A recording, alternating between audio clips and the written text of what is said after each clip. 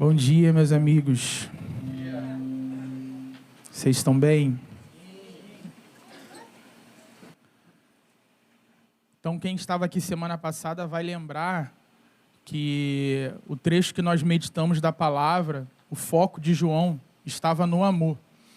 E nós falamos sobre a importância de amar os nossos irmãos e que a verdadeira vida, ela se manifesta através do amor. E nos últimos versículos lá do capítulo 3, 1 João, capítulo 3, nos últimos versículos que a Natália teve ministrando aqui para nós conseguimos observar que o mandamento de Deus é crer em Jesus e amar uns aos outros. Esse é o chamado de Deus para nós, esse é o mandamento, que João faz questão de enfatizar no final desse capítulo. Então, se o Espírito de Deus permanece em nós, nós permaneceremos no amor. Amém, gente? Amém. Vocês se lembram disso? E por falar em Espírito, João, ele então parece ter sido levado a dar uma aprofundada nesse assunto.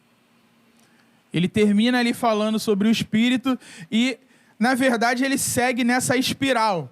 Como a gente falou no início dessa série, ele vai e volta em determinados assuntos durante essa carta inteira. Ele vai indo e voltando. E então agora ele volta exatamente no tema que eu tive compartilhando aqui na última pregação, que é falar a partir desse capítulo 4, mais precisamente nos 6 primeiros versículos do capítulo 4, ele vai ampliar o ensino a respeito do contraste que existe entre o espírito da verdade e o espírito do erro. Então, todos nós deveríamos ter o entendimento de que o Espírito de Deus não é um único Espírito manifestado no mundo. Porém, algumas pessoas, ingenuamente, elas têm a ideia de que qualquer manifestação do Espírito é algo que procede de Deus. E João, ele deixa isso muito claro com essas palavras, principalmente quando isso acontece dentro de um contexto de igreja. As pessoas têm essa tendência a crer que aquela manifestação que elas estão evidenciando é algo que procede de Deus. Então, por isso, nós precisamos de 2 palavrinhas chamadas discernimento espiritual. E é sobre isso que João pretende se aprofundar aqui nesses versículos. O apóstolo, ele vai explicar como distinguir o Espírito Santo dos outros espíritos que atuam no mundo. Então vamos abrir aí as nossas Bíblias em 1 João, capítulo 4. Nós vamos ler dos versículos 1 ao 6. Na NAA o título é O Espírito da Verdade e o Espírito do Erro.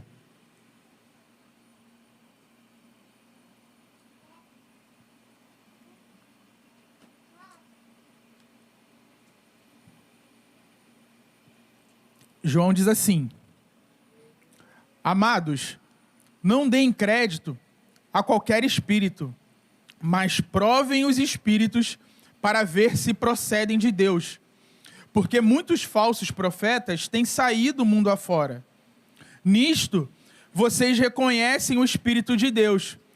Todo espírito que confessa que Jesus Cristo veio em carne é de Deus. E todo espírito que não confessa isso a respeito de Jesus não procede de Deus. Pelo contrário, esse é o espírito do anticristo, a respeito do qual vocês ouviram dizer que viria e que agora já está no mundo. Filhinhos, vocês são de Deus e venceram os falsos profetas, porque aquele que está em vocês é maior do que aquele que está no mundo. Eles procedem do mundo. Por essa razão, falam da parte do mundo e o mundo os ouve. Nós somos de Deus.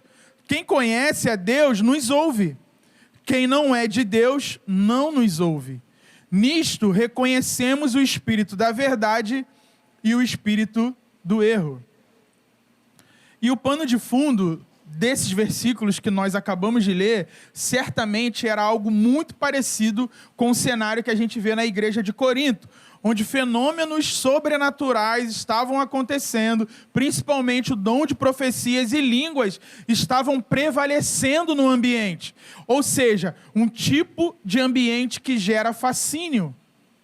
Um tipo de ambiente onde pessoas são facilmente iludidas e levadas a crer que aquela movimentação espiritual que está acontecendo procede de Deus. Então João, ele se vê na necessidade de alertar os seus leitores, de alertar a igreja daquela época que as manifestações que eles estavam vendo no meio da igreja, nem todas elas procediam do Espírito de Deus. Por isso, é muito importante que as manifestações sobrenaturais que nós observamos aí, seja dentro da igreja ou até mesmo mundo afora, tudo aquilo que nós vemos de manifestação sobrenatural precisa ser passado por um crivo moral e um crivo teológico.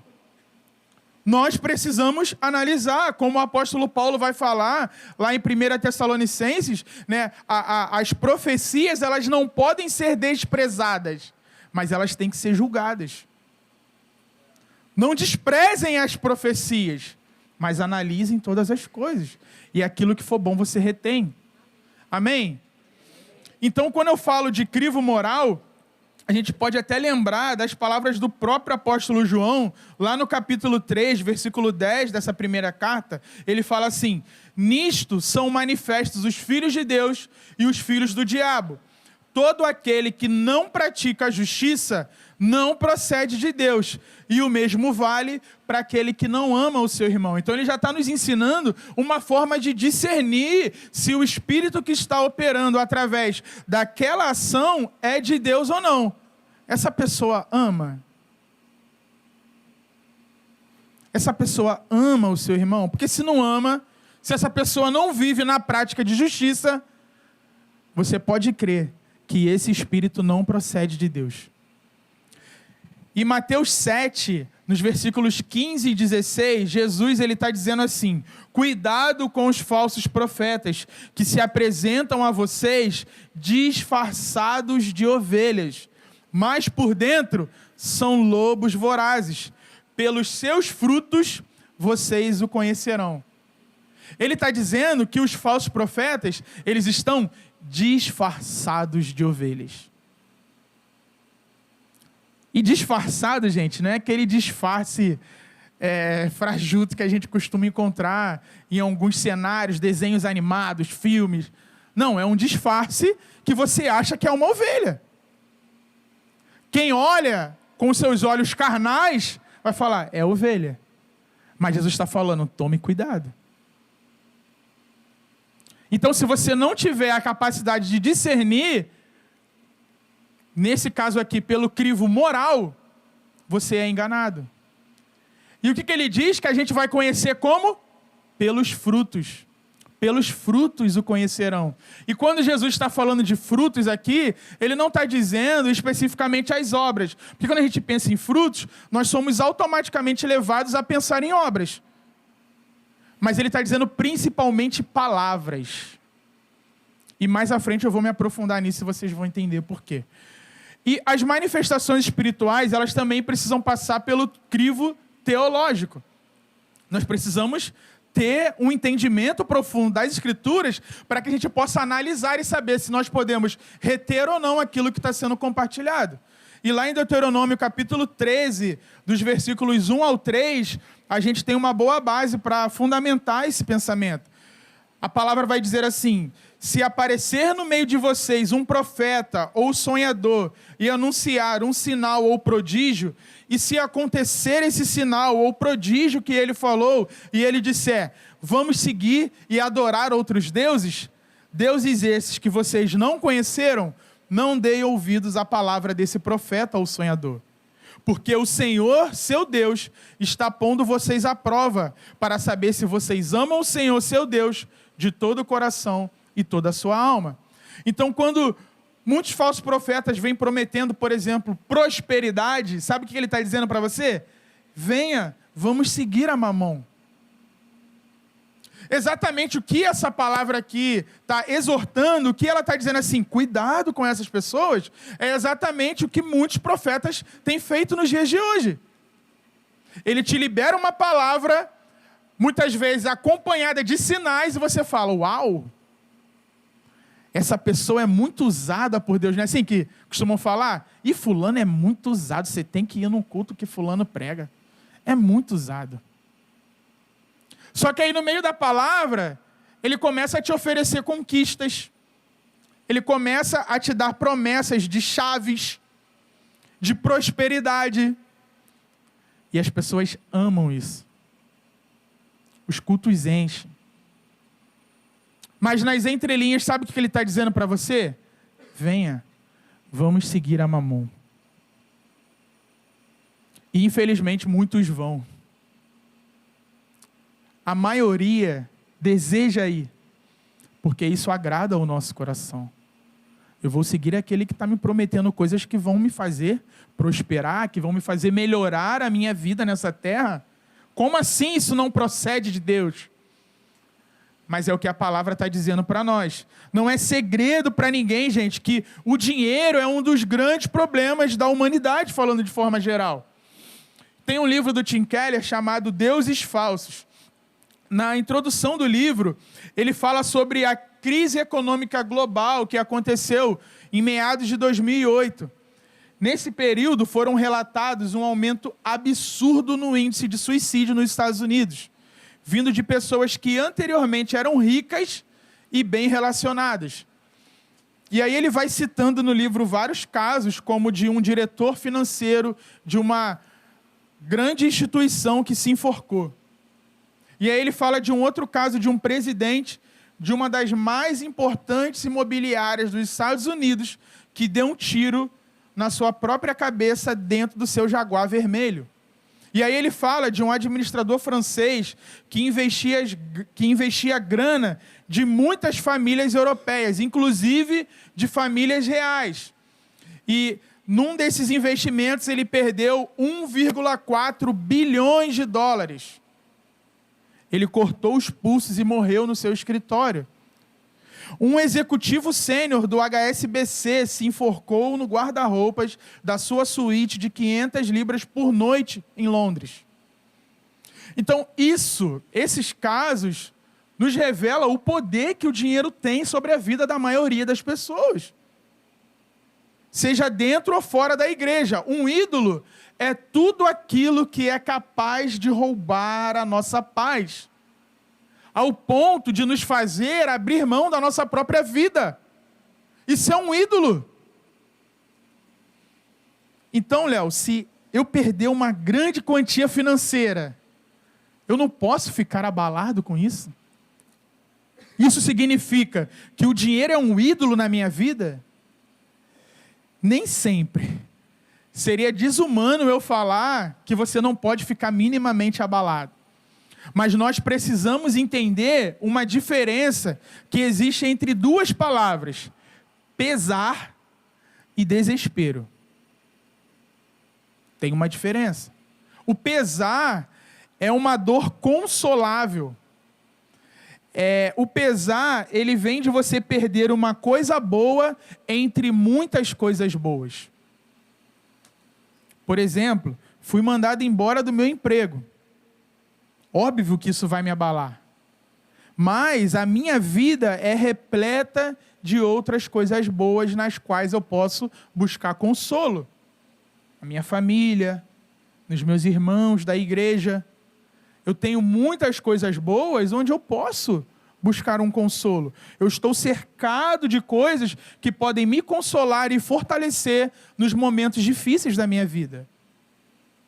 Mas o desespero é uma dor inconsolável. O desespero, ele vem do sentimento de perder algo último. Não há nada nem ninguém capaz de te consolar quando você está desesperado. E é aquele sentimento que você não tem para onde voltar. Toda a sua esperança estava depositada naquilo. O seu chão saiu. O desespero é esse tipo de cenário onde pessoas são capazes de tirar a sua própria vida. Então, eu tenho muita dificuldade, eu já falei isso algumas vezes, com afirmações onde colocam coisas e pessoas num lugar desse. Num lugar de significado de tudo. Sabe aquelas frases assim que é até fofinha, quando a gente declara, você é tudo para mim. Sem você, a minha vida não faz o menor sentido. Deve ser bom ouvir isso, né, gente? Sem você, eu não vivo. Como diz a música do Claudinho e Bochecha, eu não existo longe de você. Se o objeto direto dessa frase não for Deus, nós temos um ídolo. Nós demos poder para algo ou alguém roubar todo o sentido da vida. Amém? Glória a Deus.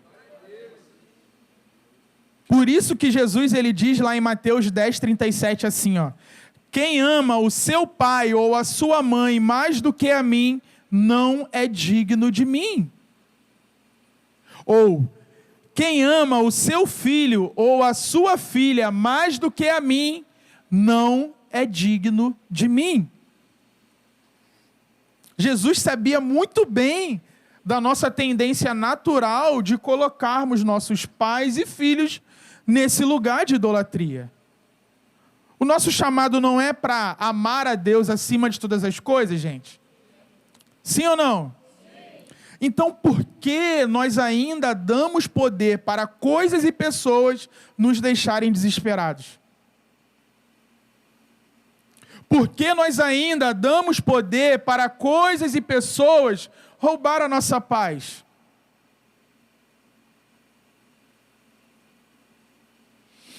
Timothy Keller, ele segue falando nesse livro que um ídolo, ele tem uma posição de controle tão grande em seu coração que você é capaz de gastar com ele a maior parte da sua paixão e energia, seus recursos financeiros e emocionais, sem pensar duas vezes. Podem ser a família e os filhos, a carreira e o dinheiro, conquistas e aclamação da crítica, respeito e reconhecimento social, pode ser um relacionamento amoroso, aprovação dos colegas, competência e habilidade, circunstâncias seguras e confortáveis, beleza ou inteligência, uma grande causa política ou social, moralidade ou virtude, ou até mesmo sucesso no ministério cristão.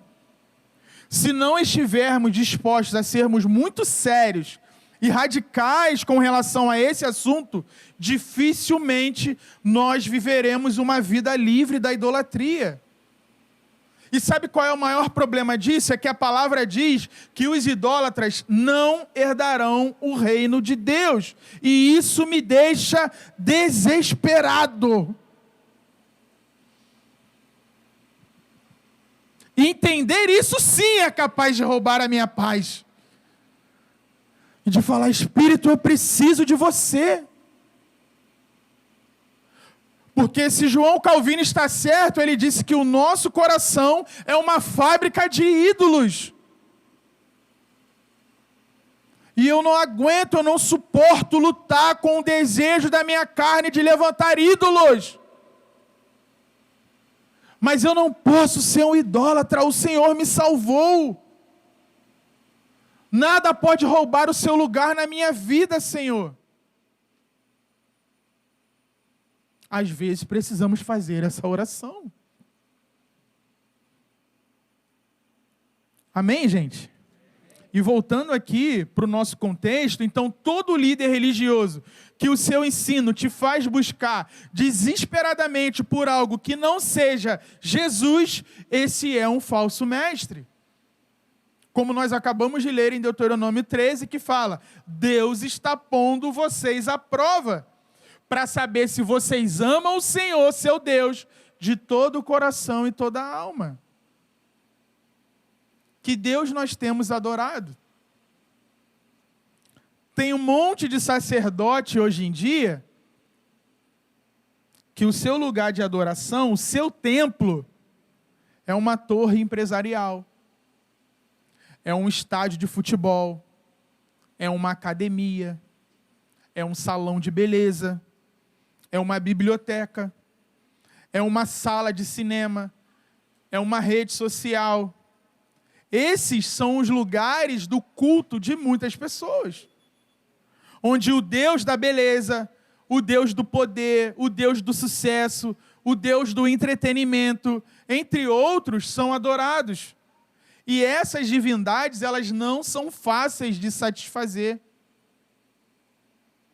Elas querem sempre mais, até que a nossa vida desmorone, até que o escândalo venha, até que a nossa família se acabe, até que as nossas forças se esgotem. O ídolo é uma boa intenção que ganhou o status de absoluta. É algo indispensável ao ponto de nós anularmos qualquer lealdade ou valor. Por ele nós quebramos regras, nós ferimos princípios, pessoas e até mesmo nós mesmos para consegui-los. Faz sentido isso para vocês, gente? E os ensinos que nós temos nos submetido nesses dias, os livros que nós temos lido, as pessoas que nós temos seguido nas redes sociais, elas têm nos feito desejar o quê? O que aquilo que nós estamos consumindo esses dias tem nos feito desejar? Deus ou elevar o nosso padrão de vida no tempo presente? Entendam, eu estou falando de coisas boas, tá, gente? Coisas lícitas. Muitos, sem perceber, foram sendo influenciados para uma vida idólatra. E hoje, vivem de ensinos onde Jesus ele pode até estar no pacote, mas ele não é o centro. Então, elas vão se apaixonando por um monte de coisas que podem lhe proporcionar uma vida melhor. E aí entra status, poder, dinheiro, beleza, diversão, sexo, fama, conforto. Tudo isso pode virar ídolo na nossa vida. Se você se encontra nesse lugar, você precisa se arrepender. Você precisa sair dessa rua escura. Por isso, João ele vai nos alertar no início desse capítulo 4. Ele fala: amados, não deem crédito a qualquer espírito. Se João estava orientando para não darem crédito, é sinal que tinha gente dando crédito. Para qualquer assunto que algum pregador aparecesse pregando lá no meio deles. Mas, aí ele fala na sequência: mas provem os espíritos para ver se procedem de Deus. Então, atrás de cada profeta, atrás de cada ensino, gente, por trás de cada espírito, está ou o Espírito de Deus ou o diabo. Portanto, ensinos precisam ser provados. Nós precisamos discernir a sua origem. E o pregador que se ofende com alguém que está julgando a sua profecia, ele está errado. Porque a gente tem que julgar mesmo. Porque muitas vezes o crente, ele parece que ele é levado há um pensamento de que eu posso estar desonrando, né, essa pessoa se eu for conferir aquilo que ela está falando. Mas se a gente observar o que a palavra fala a respeito dos crentes de Bereia, elogia. É isso mesmo. Vocês têm que conferir, vocês não têm que sair recebendo qualquer tipo de ensino que você vê pela frente. Às vezes eu vejo o status do Instagram de algumas pessoas e elas são capazes de compartilhar trechos de sermões, palavras, enfim, conteúdos de pregadores que está um despregando o outro. Eu fico assim, gente, essa pessoa não está entendendo nada. Porque ela está se contradizendo nos compartilhamentos. Um fala uma coisa, e aí compartilha a outra, e tu vê assim, cara, mas isso não... Isso está diferente. Aí compartilha... Aí tu fala, meu Deus. E, infelizmente, essa é a realidade de muitas pessoas. Falta discernimento na igreja.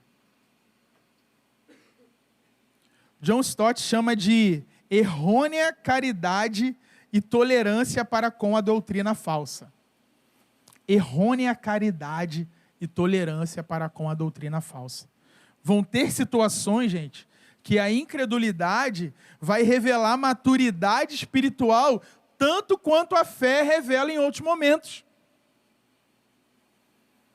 O cristão equilibrado, ele precisa encontrar um ponto intermediário entre dois extremos.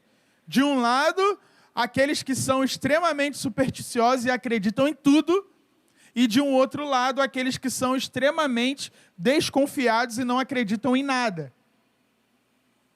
O cristão equilibrado, ele tem que estar no meio disso tudo. Ele tem que estar no meio dessas coisas, discernindo tudo pelo Espírito. Esse é o nosso lugar. E no versículo 2, continuando aqui, João diz, nisto vocês reconhecem o Espírito de Deus. Todo espírito que confessa que Jesus Cristo veio em carne é de Deus. Nesse ponto aqui, João está combatendo uma heresia da época. Mas isso vale para qualquer outro tipo de mensagem que se oponha ao Evangelho de Cristo. Um desvio da cristologia ortodoxa vai evidenciar um espírito que se opõe a Deus. Vai revelar para nós que aquele espírito por trás daquela mensagem não procede de Deus. E aí no versículo 3 ele fala, e todo espírito que não confessa isso a respeito de Jesus não procede de Deus. Pelo contrário, este é o espírito do anticristo, a respeito do qual vocês ouviram dizer que viria e que agora já está no mundo. Vocês viram que o discernimento espiritual, ele está conectado ao que o Espírito confessa. Lembra o que eu falei lá no início sobre falar?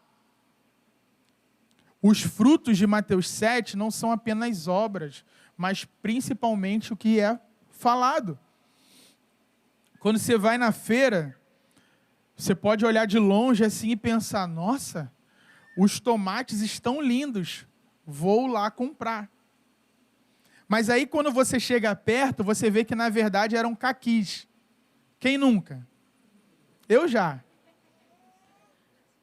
Ou seja, por um momento você foi enganado, mas não por muito tempo. Quando chegou bem pertinho, você viu que não se tratavam de tomate. E o mesmo acontece com pessoas. No fim, o fruto vai revelar quem ela é.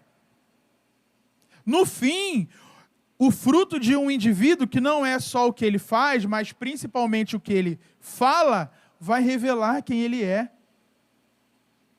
Tiago 3, dos versículos 7 ao 10, ele fala assim, pois toda a espécie de animais, de aves, de répteis e de seres marinhos se doma e tem sido domada pelo gênero humano.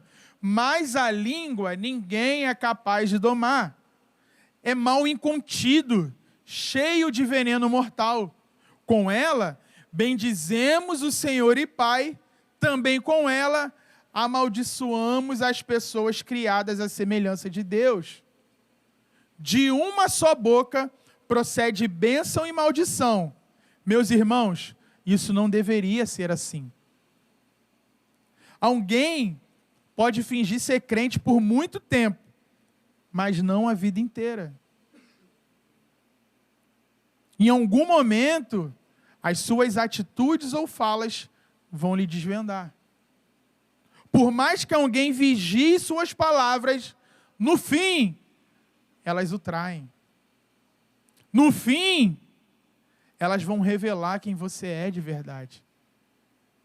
Lucas 6, versículos 43 ao 45, Jesus ele diz que não há árvore boa que dê mau fruto, nem árvore má que dê bom fruto.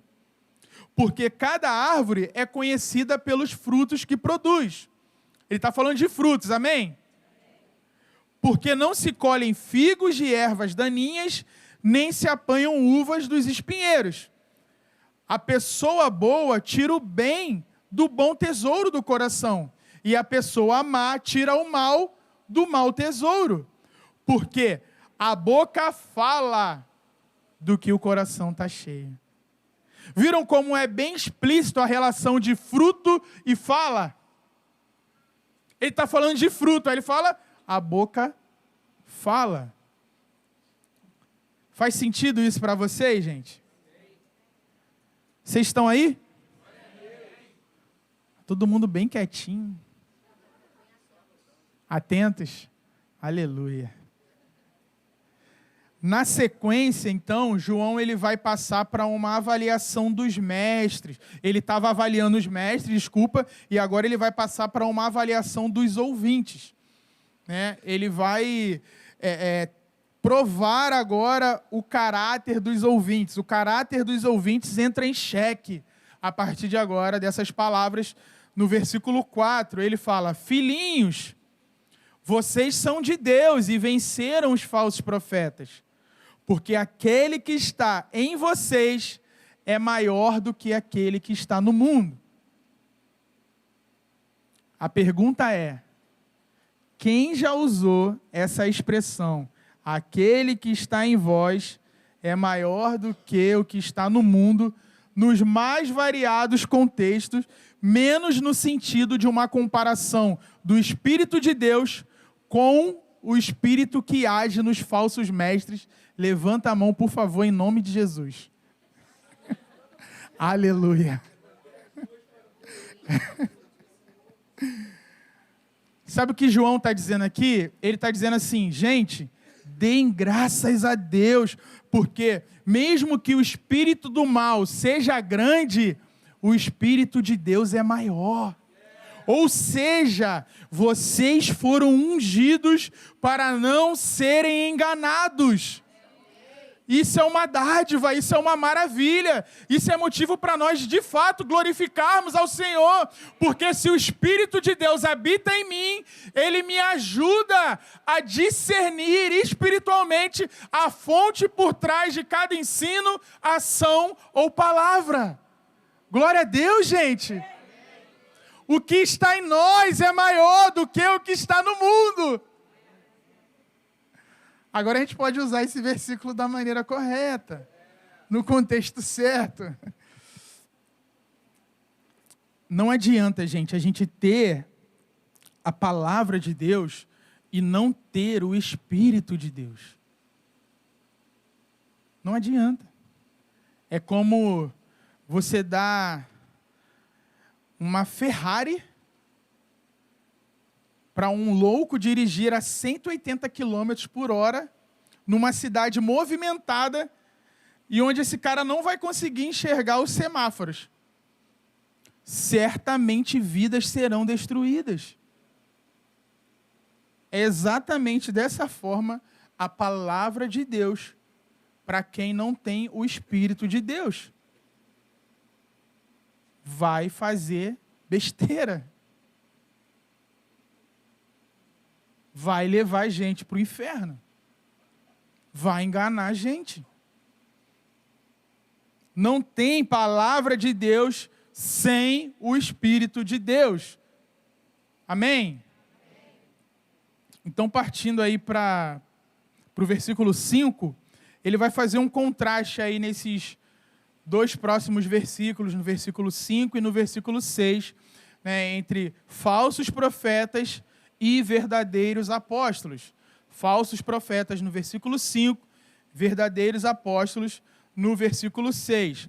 Então ele fala assim no versículo 5: eles procedem do mundo, por essa razão falam da parte do mundo, e o mundo os ouve. Sabe o que João está dizendo aqui? Pega os pregadores que o mundo adora. Sabe, aqueles pregadores que normalmente os não cristãos amam. Existe, gente, um princípio pecaminoso em cada ser humano que ama ouvir o que esses pregadores têm a dizer. Por isso que o David Leonardo ele tem 15 milhões de seguidores no Instagram. E o John Piper tem menos de 1% disso. Tem 126 mil seguidores. Notaram a diferença? Nessa hora, um monte de gente vai dizer assim: ah, mas pelo menos ele ganha almas.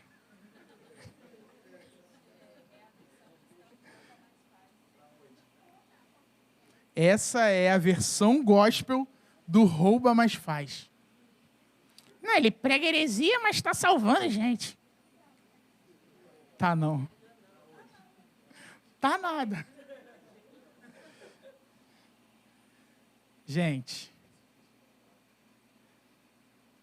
me ajuda a te ajudar. Não dá. Não tem como. Não tem como alguém que prega o evangelho de verdade, se essa não for a vontade de Deus, que fique claro, ter 15 milhões de seguidores no Instagram. Não vai, gente. E essas pessoas estão achando que estão no caminho. E algo que Jesus fazia muito bem era separar discípulo de multidão. Jesus fazia isso claramente. Na maior parte dos momentos, quando ele tinha que comunicar algo, ele reunia os seus discípulos e comunicava para eles.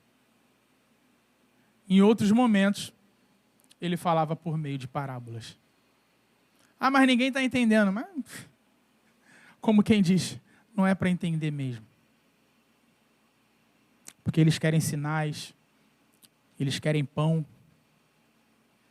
eles querem o mover, eles querem a cura, eles querem o casamento, eles querem o emprego, mas eles não me querem. Chega um momento da caminhada que Jesus ele chama os seus discípulos e fala: vocês não são mais servos, vocês são amigos. Jesus nos chama para ser seus amigos. Jesus não nos chamou para estar na multidão, gente. E para quem prega o Evangelho de Deus, seus ouvintes serão aqueles que de fato têm o Espírito de Deus. Porque o mundo não vai querer ouvir as verdades que as palavras de Deus têm para nos dizer. Amém? E aí lá no versículo 6, João fala assim: nós somos de Deus, falando deles, né, dos apóstolos, nós somos de Deus. Quem conhece a Deus, nos ouve. Quem não é de Deus, não nos ouve. Vocês estão vendo isso, gente? Ele está dizendo assim: quem conhece a Deus, nos ouve. Quem não é de Deus, não nos ouve. Nisto reconhecemos o espírito da verdade e o espírito do erro. Os verdadeiros profetas, diz John Stott, são instrumentos de comunicação do Espírito de Deus. Quem não tem o Espírito de Deus não deseja ouvir as palavras de Deus. Então, se o que eu estou pregando está sendo prazeroso e atraente para aqueles que não têm o Espírito de Deus, tem algo errado com a minha pregação, gente. Muitas vezes, as palavras, quando a gente lê as Escrituras, elas vão nos ofender mesmo nós tendo o Espírito de Deus. Elas vão ofender. Elas vão nos deixar, em muitas situações, desconfortáveis. Mas a diferença entre os filhos de Deus é que essa palavra, ela vai te levar para o arrependimento. Mas vão ter outros que vão embora. O Evangelho de Deus, ele só pode causar duas reações nos seus ouvintes. Ou você se arrepende, ou você vai embora ofendido. Então, nada justifica as pessoas que não têm o Espírito de Deus não estarem se ofendendo e continuando a seguir pessoas que se dizem pregar o Evangelho. Sabe o que isso grita para nós? É que nós, de fato, precisamos discernir espiritualmente todas as coisas. Porque esses que eu costumo citar nas pregações são mais fáceis. Não tem muita dificuldade para discernir que tem alguma coisa de errado nesse ministério. Mas vão ter outros que a gente não vai conseguir reconhecer facilmente. E se nós não discernirmos espiritualmente todas as coisas, poderemos viver sendo enganados. Poderemos desperdiçar uma vida se enganando, porque demos ouvidos a alguém que estava disfarçado no nosso meio. E se os apóstolos, eles falam tanto quanto a isso, o próprio Jesus, quando inicia, eu falei na última pregação, o seu sermão profético, lá em Mateus 24, quando ele vai falar a respeito dos últimos dias, o principal perigo que ele destaca é o engano. Então nós precisamos estar muito conscientes que, à medida em que nós nos aproximamos do fim, o engano cresce de maneira desproporcional. Vai crescer e vai crescer muito. A ponto de Jesus falar que, se fosse possível, até os eleitos seriam enganados. Então, o primeiro versículo, do trecho que nós meditamos hoje, ele fala assim: amados, não deem crédito a qualquer espírito, mas provem os espíritos para ver se procedem de Deus. E agora, nos últimos, ele fala assim: nisto reconhecemos o espírito da verdade e o espírito do erro. Conseguem perceber essa preocupação em João, que ele está muito preocupado com a questão do engano, de pessoas estarem sendo enganadas? E se tem um dom que nós precisamos buscar a partir dessa palavra, é o dom de discernimento de espírito. Lá em 1 Coríntios, capítulo 12, versículo 10, Paulo fala sobre o discernimento espiritual, o discernimento de espíritos ser um dom. E se é um dom, nós precisamos buscar. Toda palavra ou ação no ambiente de culto, como eu falei, ela está sendo influenciada por algum espírito. Pode ser o Espírito de Deus, pode ser o espírito demoníaco, ou pode ser até mesmo uma ação carnal. O próprio homem ali, revelando as suas emoções por meio daquilo que ele está realizando. E sem discernir, nós poderemos facilmente ser enganados. Então, você precisa entender a importância do discernimento espiritual nesses dias. Você precisa desejar isso. E se você deseja se mover de maneira madura no que diz respeito ao discernimento espiritual, a primeira coisa que eu posso dizer que você precisa é estar habilitado para isso. Ah, Léo, mas o que eu preciso então? O que é estar habilitado? O que você quer dizer com isso? Você precisa de uma vida de oração e você precisa estar cheio da palavra. Mas, Léo, o discernimento de espíritos não é um dom? Então, por que eu preciso estar habilitado, já que é algo que Deus vai me dar? Porque o dom, gente, é um presente. É um presente. Se o meu filho me pede um carro, eu posso desejar dar um carro para ele. Mas como um pai prudente, eu preciso requerer algo antes de dar esse presente para ele. O que eu preciso dar para ele? Ou o que ele precisa ter antes de eu dar o carro para ele? Uma habilitação. Consegue entender que não é pelo fato de ser presente que me exime da responsabilidade de fazer algo antes? E fazer algo antes significa, sabe o quê? Buscar. Por isso que Paulo fala assim: buscai com zelo os melhores dons. Buscar não é só pedir não, gente. Muitas vezes é fazer algo para que isso possa se concretizar. Ah, o Senhor está me chamando para missões em Londres. Aí eu vou te perguntar, você fala inglês? What's your name? O português está ruim, né, Matheus? Está arranhando no português. Ou seja, você precisa se habilitar para ser usado por Deus naquilo que talvez Ele mesmo tenha te chamado.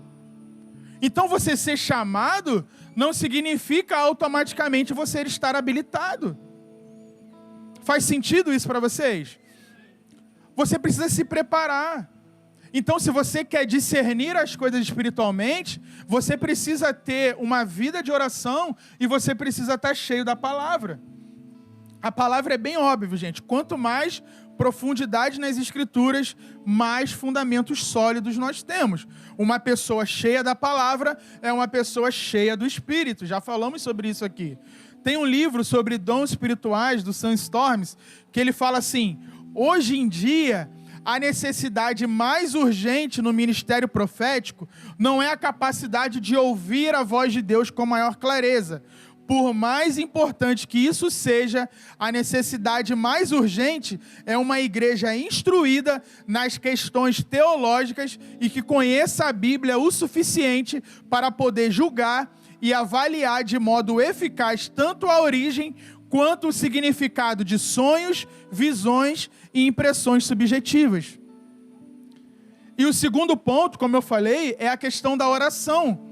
A oração, ela nos leva a um desenvolvimento da intimidade nas práticas dos dons do Espírito. E as nossas reuniões de oração, eu creio que tem deixado isso muito claro para cada um de nós. Como nós ficamos mais sensíveis quando nós estamos orando.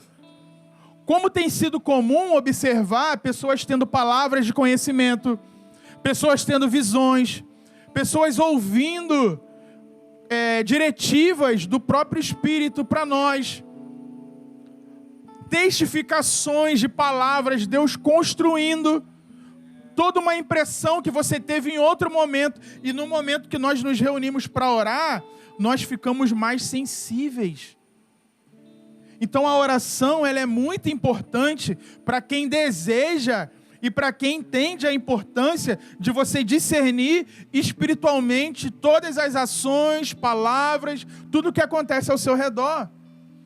Isso não é só para a sala de oração, é todos os dias. E não é fácil, Mas você precisa se dedicar a isso. Você precisa desejar, você precisa entender a importância disso e se dedicar a uma vida de oração.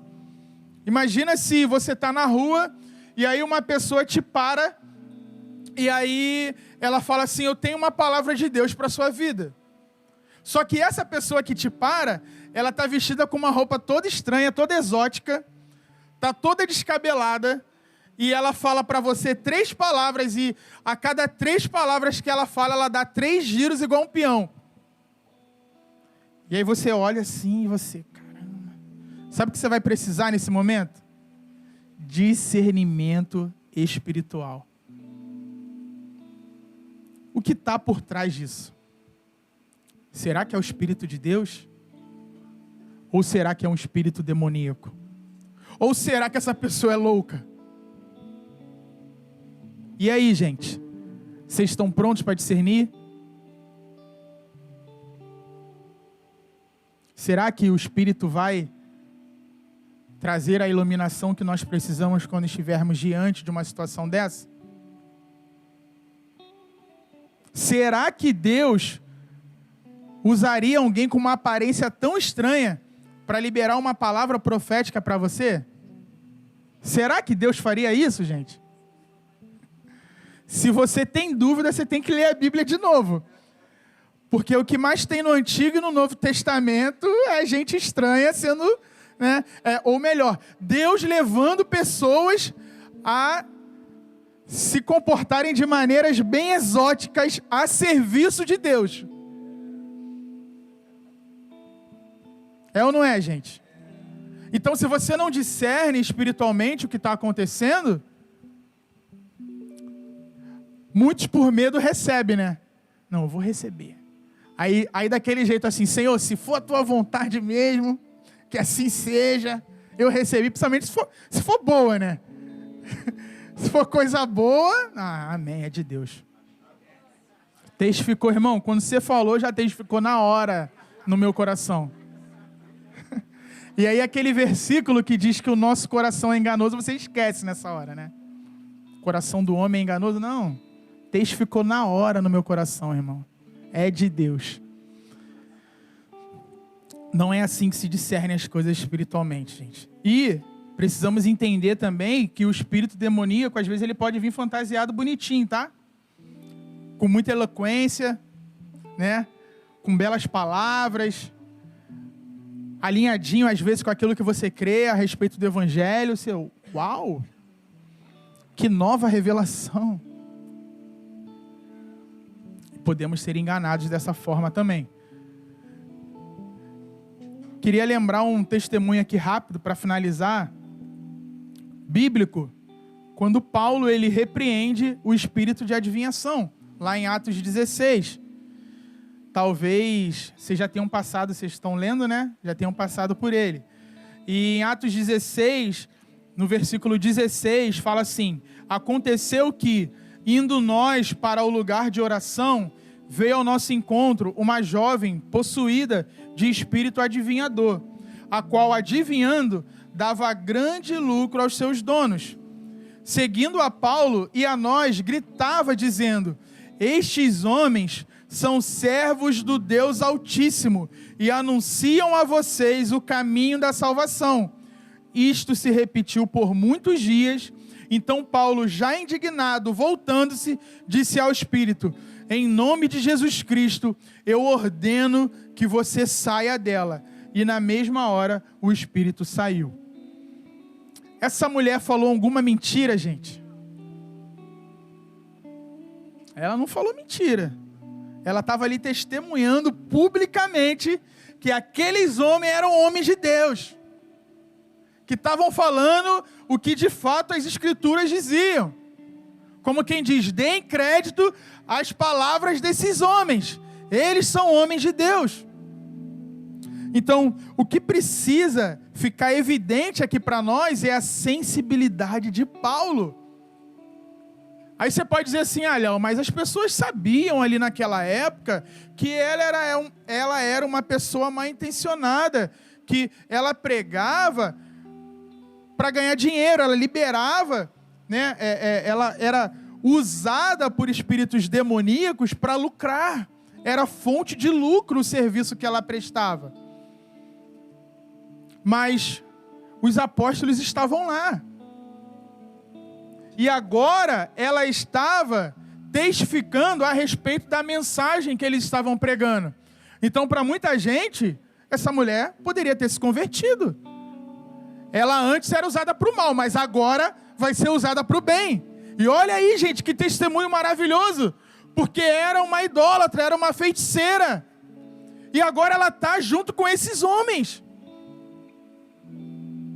Qualquer um de nós poderíamos ser enganados. Porque quem não quer um testemunho desse, gente? Quem não quer? É a mesma coisa que a gente falar algo mais próximo da nossa realidade. Quem não quer um ex-traficante dentro do seu hall de membros para você poder falar assim, ó, lembra desse homem aqui? Que vivia de fuzil, que vendia drogas? Agora ele está aqui. Muitos poderiam querer exaltar o testemunho dessa mulher. Lembra dessa mulher? O que ela fazia, que era em troca de dinheiro? E agora ela está aqui, ó. Está reconhecendo o nosso ministério. Nossa, que lindo.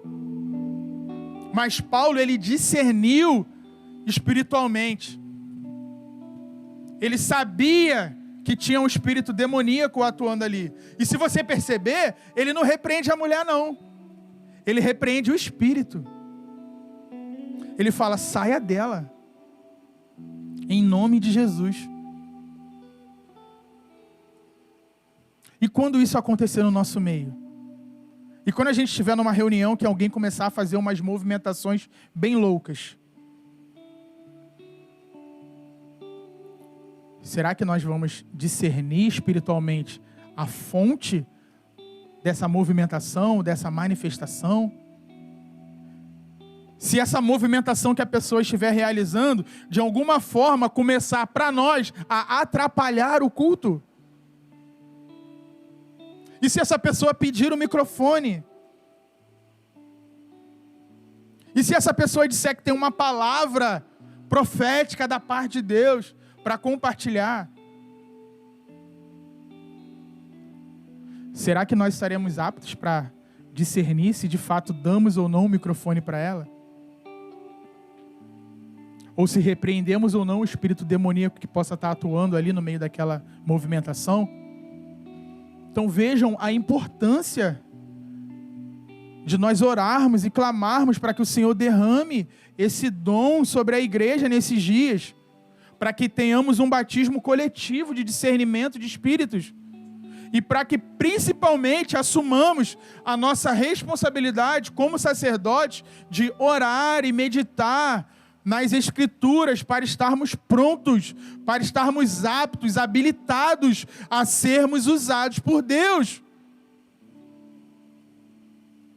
Da mesma forma que eu não vou dar um carro na mão do meu filho se ele não tiver habilitação para isso, Deus não vai derramar dons sobre nós se nós não estivermos habilitados para servir os nossos irmãos.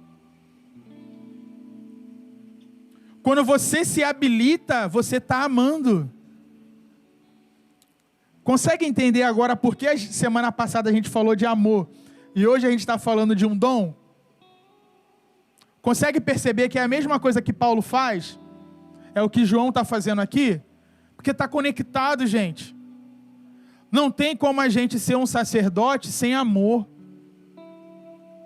Não tem como sermos amigos de Jesus sem amor. Não tem como sermos uma família da fé, uma família espiritual, sem amor. Sem esse desejo que é gastar a vida em serviço do outro. Sabe aqueles momentos que você está tendo o seu lazer lá, está fazendo as coisas que você ama fazer? Isso não é pecado. Mas se você vive só para isso, você está desperdiçando boa parte dos tempos que você poderia estar se dedicando a um relacionamento mais profundo com Deus. Que vai revelar não só o seu amor a Deus, mas o seu amor aos irmãos. Aqueles que o Senhor te deu para você servir, para você amar, para você cuidar e ser cuidado por eles. Então, às vezes, um monte de gente... Pô, Léo, tu viu tal série, viu tal filme? Eu sempre falo sobre isso. Tu viu? Cara, não vi. E não sei se eu vou ver. Me desculpa. Mas eu estou muito ocupado me preparando para servir os meus irmãos. São escolhas, gente.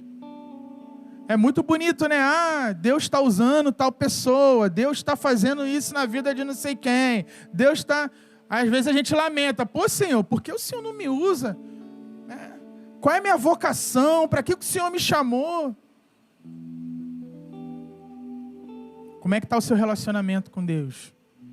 Como é que está a sua vida de devoção? Como é a realidade daquilo que o Senhor tem revelado para você na sua palavra? Como que é a aplicação disso no seu dia a dia? Como é que isso tem se revelado na prática? Porque na teoria a gente sabe um monte de coisa.